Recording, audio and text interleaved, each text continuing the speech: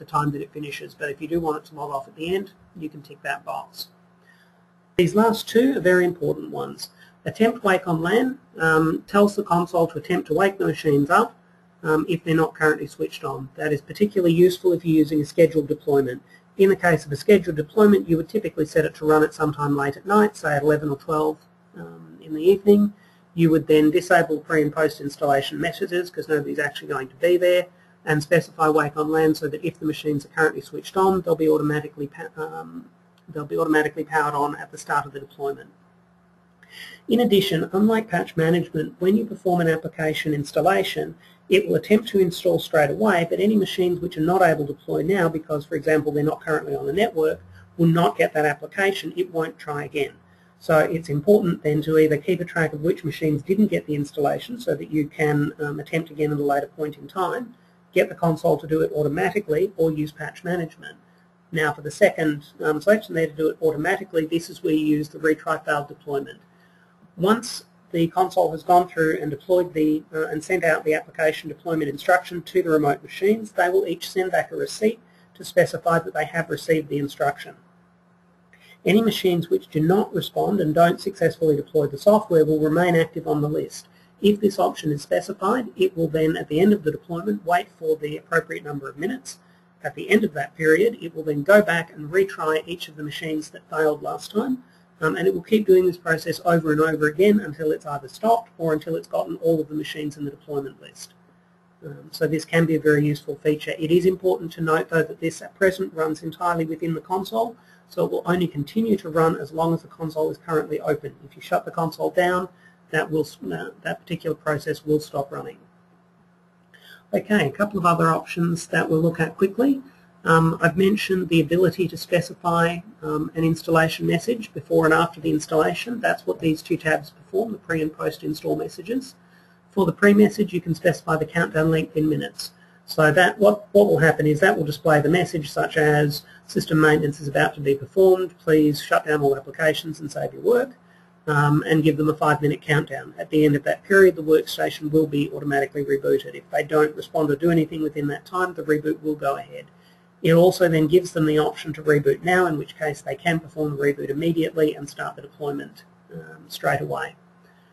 If you specify a post-install message, it will simply pop up at the end of the deployment process. It's not one people use a lot, but if you perform maintenance that you want users to be aware of, such as an update to an application or something like that, then you can specify that here. That will result in the RDMC client popping up a window at the end of the deployment, which will stay open until it has been dismissed by the user. A couple of other ones to look at. Deployment staggering is used when you're deploying something large and you don't necessarily want to have a major impact on the network. Now, an example of this would be if you're rolling out a new version of Office. Office can quite easily run up to over 600 megs for a standard installation, and if you're going to do, say, 100 machines at once, that will have a noticeable impact on the network. With deployment staggering, you can instruct the console to deploy the applications in batches, and to pause in between each batch. That way you gradually reduce the network load. So in order to do that, simply turn on application staggering, specify how many machines you want to deploy at a time and how long to wait before each batch or between each batch. It will then send out the first batch, wait for the appropriate amount of time, send out the next, etc.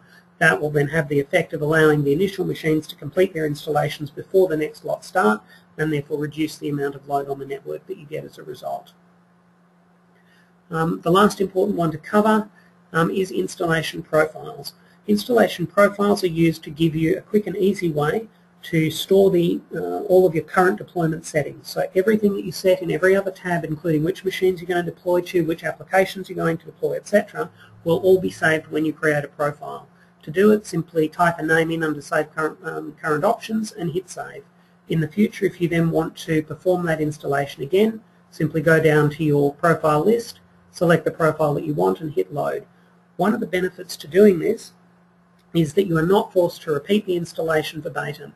Once you've loaded those settings, you can then go and change any or all of those settings that you want to, so it can be a good idea to set up a template. If you always use a similar type of deployment with the same options, set up a template with those options, then always load that template before you start, and then just make the appropriate changes, such as which machines you're going to deploy to and which applications you're going to deploy. That covers the advanced portions of remote installation. So the next step that we'll look at is patch management. Now, where patch management differs from application deployment is that where application deployment will attempt to install an application once, patch management is responsible for making sure that a particular piece of software is always installed on a machine. This means that regardless of whether or not the machine was turned on at the time the initial request was put out, as soon as the machine does attach to the network, it will get the patches it's been instructed to get. In addition, if a user on that machine, for example, removes the application, which has been deployed by patch management will put it back again. We divide applications for patch management into two categories, mandatory and banned. In the case of a mandatory application, we're specifying that that application must be installed on the machine at all times. So that is the case where if a user removes the application, it will get put back. In the case of a banned application, we're actually specifying applications that aren't permitted. Now, whilst patch management can't prevent the user from installing a banned application, what it can do is automatically remove it as soon as it's been loaded onto the machine. This can get quite interesting because it will continue to run even if the machine is not currently connected to the network. That means that if a user takes their machine home, for example, and installs a banned application, it will get removed immediately. They can install it again, it's going to get taken off again, and it will continue to remove it until they give up, which usually happens after 2 or 3 attempts at most. So we'll take a look at the way we set these up. That where the patch management process is slightly more complicated is in the way that Microsoft Windows identifies whether or not an application is installed on the machine. Now, in order to examine this, what we'll do is take a quick look in the software register. If we jump in and grab some applications, we'll just wait while this enumerates. Okay. Every application in the registry, when it's stored, has 2 settings. Now, you'll be used to using the Add Remove Programs option from within Windows Control Panel.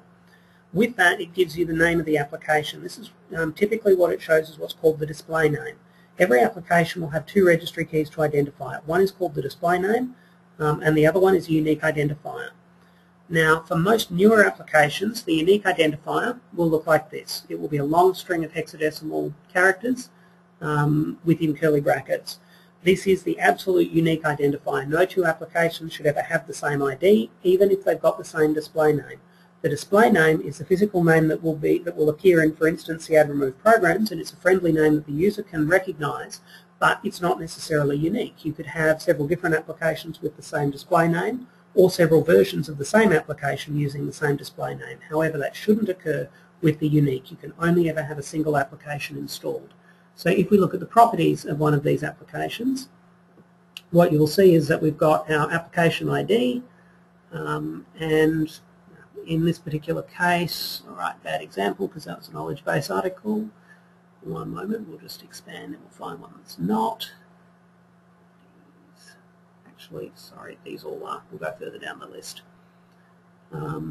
If we pick an application here such as Notepad+, should be fine. Let's take a look. Properties. This one doesn't have a unique identifier either.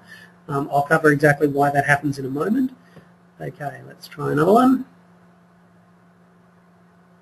Okay, there's a perfect example. So as you can see, we've got a software name here which includes the version number of the application and the application ID. This is the unique identifier. Now, I mentioned before that the application ID tends to be unique for newer applications only. The reason for this is that that particular method was only brought in as of late in the Windows 95 days. A lot of applications, in fact everything done before that, didn't have a unique application ID and in many cases only had a software name. Now, in order to retain backwards compatibility, Windows 7, Windows XP, and all of the other operating systems have adapted a method where if the application doesn't have a unique application ID, it will use the software name in its place. If it does have an application ID, it will use that instead. This gets a little bit confusing then, for instance, in Add Remove Programs, because whilst it's invisible to the user, for a newer application, it will show you the software name and ignore the application ID. For an older application, it may actually be showing you the ID and not the name, or the name and not the ID, depending on which of the two have actually been set up for the application. It's important to understand this distinction